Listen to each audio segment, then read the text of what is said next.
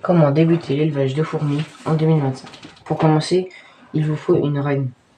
Je vous conseille les Messor barbarus, faciles à élever, ou bien les Lasus niger, les fourmis noires des jardins. Comment trouver une reine fourmi?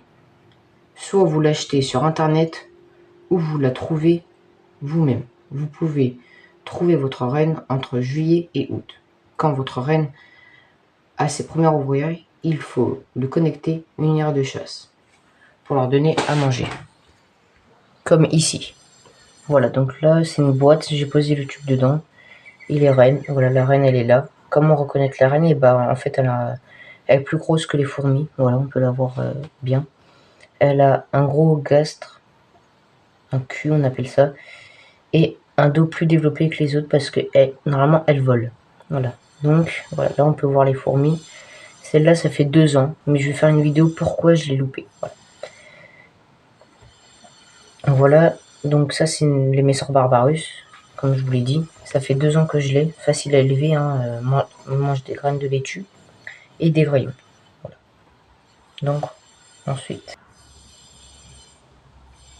pour comment donner à manger assez aux Messor barbarus?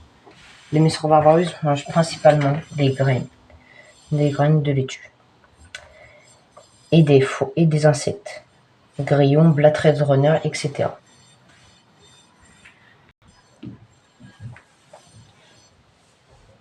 Et pour les Lasus niger, ils mangent du liquide sucré. Pour faire un liquide sucré, il vous faut du sirop de fraise bio et de l'eau. Ils mangent aussi des insectes, grillons, blattred runner, etc. Quel nid il faut acheter? Voici les sites internet où j'ai acheté mes fourmis et mes nids. Voilà, donc là on a les Camponotus nicobarandis. Je les ai achetés sur Aesthetic Ant. Voilà, donc là vous avez son YouTube, son Instagram et son site internet. Voilà. Et ce nid c'est Antworld, voilà, un français qui fait ça. Voilà, donc scannez le QR code ici et vous allez arriver sur son site. Voilà. Voilà, donc là on a son mail et son et là il y a un code promo. Voilà.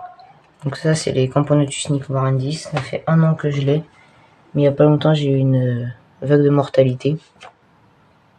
Voilà, donc là j'estime la colonie entre 200 et 225 ouvrières.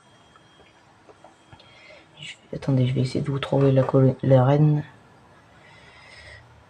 Après elle se cache beaucoup. Elle est là. Elle est juste là. On peut la voir, elle est plus grosse que les autres. Il y a beaucoup de larves et de cocons. Voilà, je vous explique, hein, les cocons vont donner une nouvelle ouvrière. Donc regardez là par exemple, il y a une nouvelle, parce qu'on la voit, elle est colorée. Enfin, elle est pas colorée, elle est claire, voilà, comparée aux autres. Ça c'est les Camponotus nicobarandis, j'en ai 2, plus les Messor barbarus que j'ai eu avec esthétique. Je vais essayer de mettre tout là. Avec esthétique Ant. Voilà. Donc voilà les Camponotus nicobarandis. Donc en toile, les nids sont très bien parce que en fait vous pouvez rajouter des modules. Par exemple là, celle-là, c'était pas avec ça. Je l'ai rajouté avec ça. Voilà, donc en gros ça vous l'enlevez, vous mettez le nouveau nid et puis voilà, les fourmis vont aller et tout.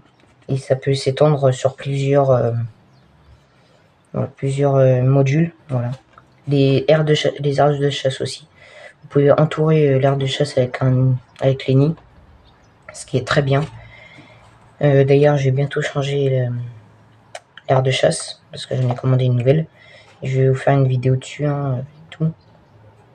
Voilà, donc là on a la parfaite idée de Antworld de rajouter des nids et les fourmis, bah voilà, ils peuvent y aller et tout.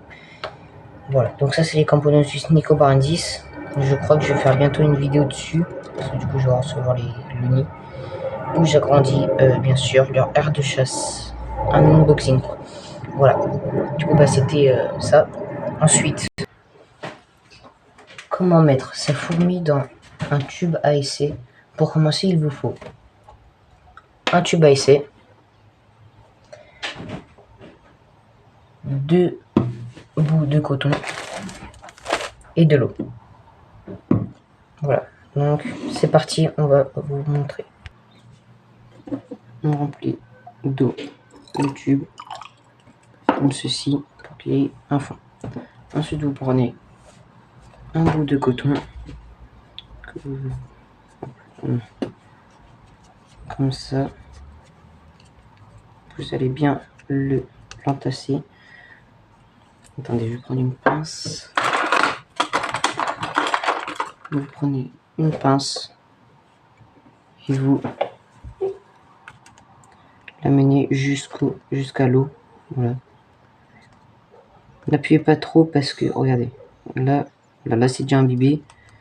Mais si vous appuyez trop, ça va faire des inondations. Ça va faire des inondations et bien sûr couler.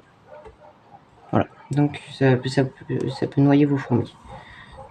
Il faut pas faire ça du coup.